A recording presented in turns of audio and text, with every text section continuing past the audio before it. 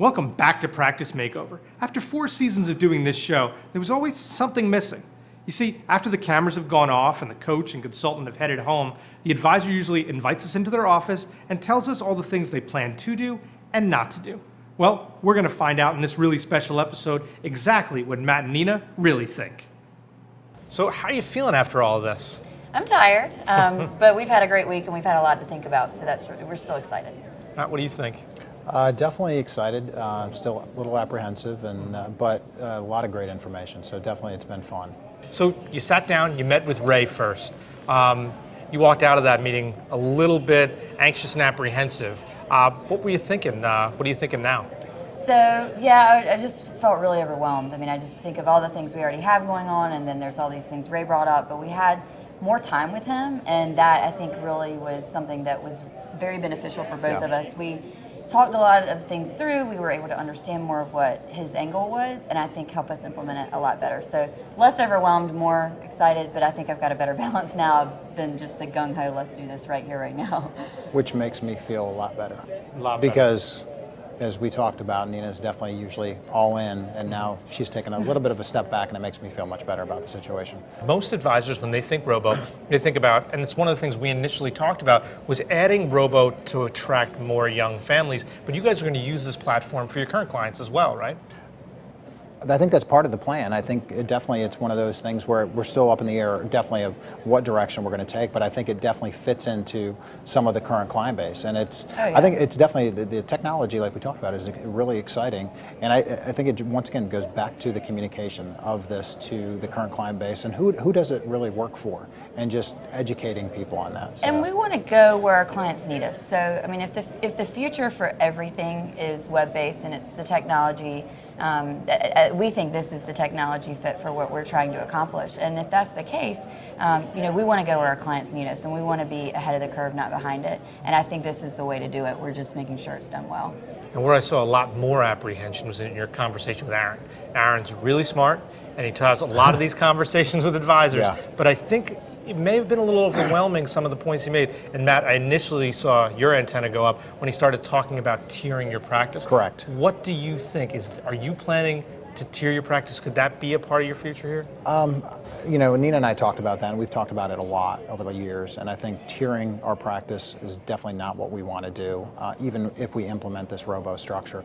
We focus on, just the relationship, and I think that if you tier, it can really cause problems. And it's just so we've got so many relationships that came from different ways, but I think we would have blown opportunities to make that referral happen if we had not given the same experience to the person that referred that other person. So for us, we don't feel like that's what we want to do. Yeah. Never say never, as I told Aaron, and I respect his opinion a lot, but I think everybody has to look at it from their own lens and who they work for, and that's just, I don't think the way we want to do that right now. What is going to define success ultimately? If this platform's successful, what does it do for you? I don't know, but I think we have to really figure that out, because we don't want to be disappointed or feel like it wasn't working if we never set those parameters. So I would say I would feel like it was successful, not necessarily on how many people, like it's not a number of onboarding or whatever. It's more, did the right person get referred to us? Did we utilize this strategy, and did they have a great experience? Yeah. Even if it is just one person, Sure. Yeah. Because I don't know who it's going to fit for, but we don't know who we're going to see in the future. There are current clients that I think could really benefit from it, so I think also implementing it with our current client base, but I don't know that we have specific numbers around that as far as an expectation. We just hope it goes really smoothly, and that at the end of the day, we're all very comfortable with that relationship with the program. Yeah, but I do believe that if we implement it and get a quality strategy from Ray, we're going to be successful with it. And if the first experience isn't perfect, I think that's okay. I think there's always going to be a learning curve, but so I think we have to have that realistic expectation as well, and say, I would love to meet with you again and say this was perfect and we just love it, but the reality is there's going to be some changes that we're going to have to make a little bit in our process, and I think that's okay. I think Ray can really help us work through that. And I think we're in a different spot too than a lot of advisors. We are younger, that's different,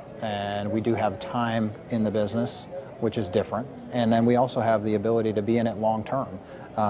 So we're now looking at next week, 3 months from now, a year from now, what revenue we're generating from this.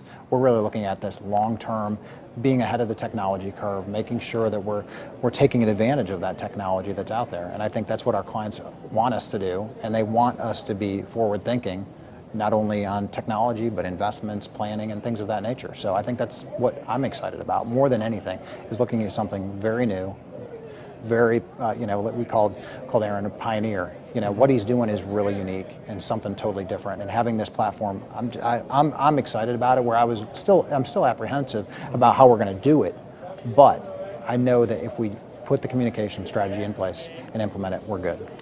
Well, as you guys go through the next 3 months, as you go through those highs and lows and ins and outs, we want to follow that story. So we're looking forward to seeing that progress. Yeah, I think it's going to be a good thing. And I think the management will definitely keep us on track, which is going to be a good thing.